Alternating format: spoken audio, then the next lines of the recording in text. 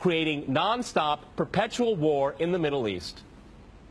Well, I'm going to make this interesting and disagree with everyone. Okay. I do not accept the premise, which probably isn't too much of a surprise, but nonetheless, I reject the premise that the whole point of the so-called war on terror or investing in the Mujahideen was to somehow fight terrorism or to make a better world.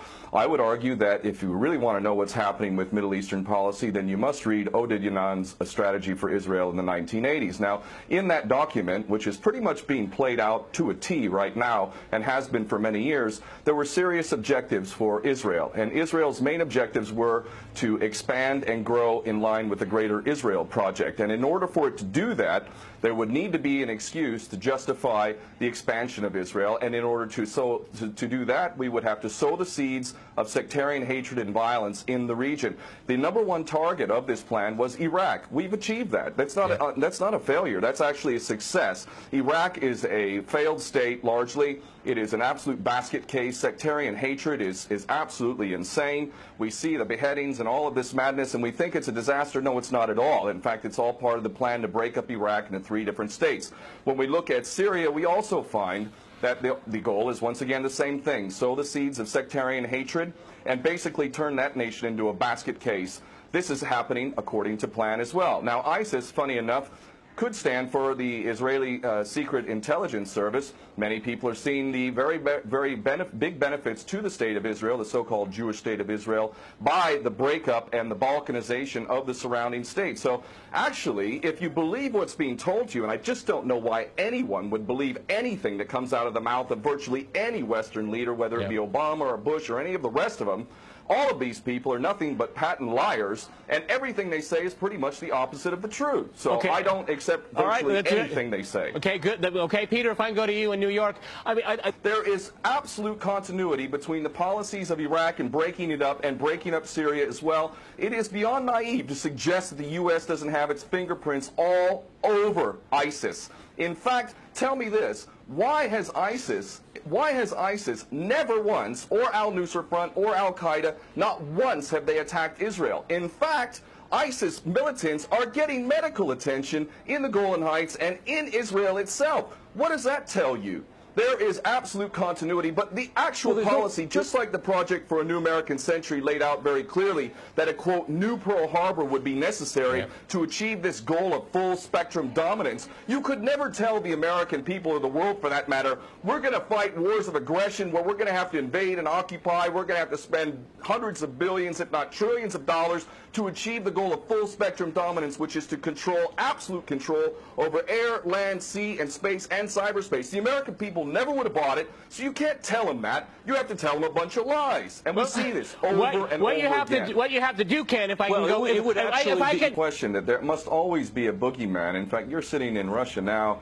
For 50 years plus, we were fighting this Cold War that really was an absolute charade to begin with. There never really was a threat of a Soviet invasion. And for decades, we spent insane amounts of money developing nuclear weapons to the point of really completely, totally collective insanity. And here we sit today in a world that threatens a third world war with a policy that is clearly intended to totally destroy Syria. Let's see what happens. If we take Bashar al-Assad out of the equation in Syria, does anybody with half a brain not understand that that vacuum that's going to be created is going to be a vacuum filled by the most powerful interests there? And who is that right now? Well, that would be our best friends and allies, these little Frankenstein monsters that we create, whether it's al-Qaeda or al-Nusra Front or the latest ISIS monster that we've created. Those are the ones that are going to fill that vacuum, and that fits perfectly in line with Ortadoğu's A Strategy for Israel in the 1980s. And if these other two gentlemen haven't read that document, I seriously suggest you do. Another thing that's really worthy of pointing out is the so-called Islamic State is anything but Islamic. And yes, there is a war on Islam. Islam is very understood by many Muslims around the world to be absolutely 100% forbidden for you to forcibly convert somebody to Islam or kill them. This is totally untrue. Back in the medieval times, when there was Muslim empires, it was an absolute understanding and policy amongst the Muslims who were in charge at that time that those who practiced whatever religion were allowed to continue practicing that religion, and they were not even forced to pay taxes into the Muslim empire itself. However, However, if people wanted to practice that religion, they would not be able to derive the benefits of the tax system and so on and so forth. The bottom line is no Muslim in their right mind would justify going in and literally executing men, women, and children simply because they don't convert to your religion. These people are not Islamic. They are creations of the monster, which is the empire of the United States and all its cohorts in Israel and England in particular. And this monster is purposely created to justify the continuing insanity of the never-ending war policy, which is really the core of America. And that is exactly why I renounced my U.S. citizenship. This madness cannot be considered anything but the major threat to the world. Okay, Peter, in New York, one of the things we've seen... Well,